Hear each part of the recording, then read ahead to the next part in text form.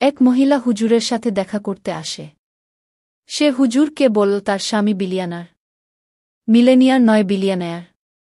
বিলিয়নায়ার পাকিস্তানের 2 থেকে 4 জন রয়েছে। ওই মহিলা কথা বলার পূর্বে কান্না শুরু করে দিল। কিন্তু কোনো পুরুষ বা মহিলা দুঃখের কথা বলার পর কান্না করে।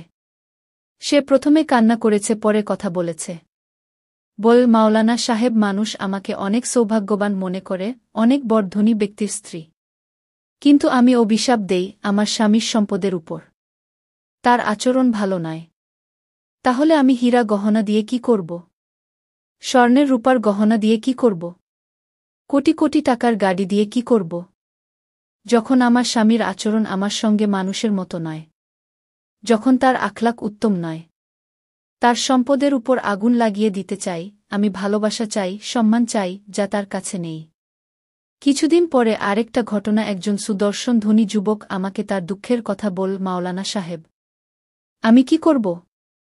আমার জীবন ধ্বংস হয়ে গিয়েছে। আমার বিলাসবহুল বাড়ি আছে, আমার রোজগার অনেক।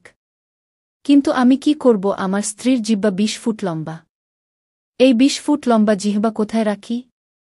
আমার স্ত্রী বদরাগী। আমি অনেকবার তালাক দেওয়ার কথা চিন্তা করেছি।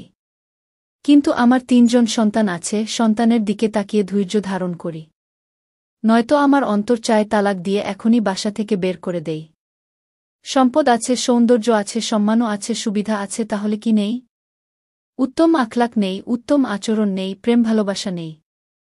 আপনি যদি পারিবারিক জীবন সুখময় করতে চান, সম্পর্ককে সুন্দর করতে চাইলে মুহাম্মদ সাল্লাল্লাহু আলাইহি সাল্লাম এর মতো ভালোবাসা প্রদান করুন।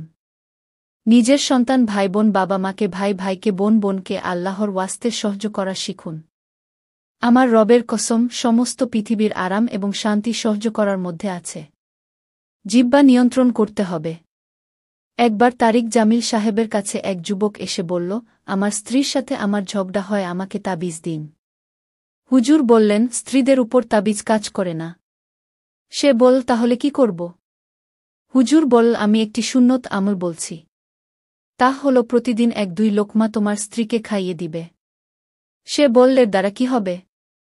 এটা সুন্নত আমল, এর দ্বারা মহব্বত বাড়ে।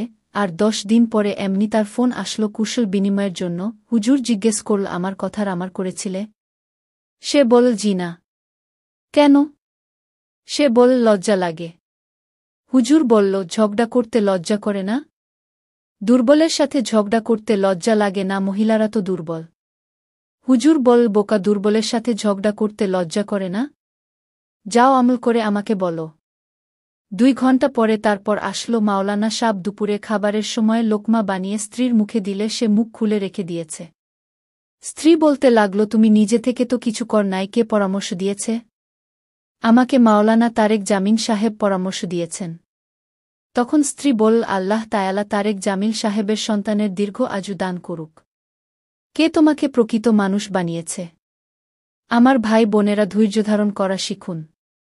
আমার নবী মুহাম্মদ সাল্লাল্লাহু আলাইহি সাল্লাম এর জীবন শিখুন, ক্ষমা করা শিখুন, ভালোবাসা দেওয়া শিখুন।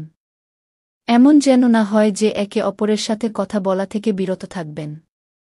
আপনার সন্তানকে সময় দিন, তাদেরকে উত্তম শিক্ষা প্রদান করুন যেন উচ্চ পদে তারা যেতে পারে। সন্তানকে উত্তম থেকে উত্তম শিক্ষা প্রদান করুন যেন আপনার জন্য সম্মানের কারণ হয়।